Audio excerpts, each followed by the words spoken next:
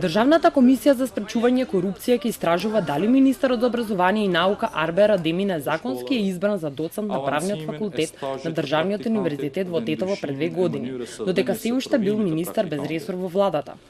Од Државната комисија за спречување корупција вела дека имаат многу материјал и дека се уште се работи на случајот, а дека преставката била поднесена пред 2 недели. Комисијата работи по преставка на Ѓорги Илиевски, просветен инспектор, кој за факултети МК тврди дека при редовен инспекцијски надзор на Тетовскиот универзитет утврдиле дека актуелниот министер за образование незаконски е избран во наставно-научно звање доцент, бидејќи во периодот на изборот неговото работно место било во мирување.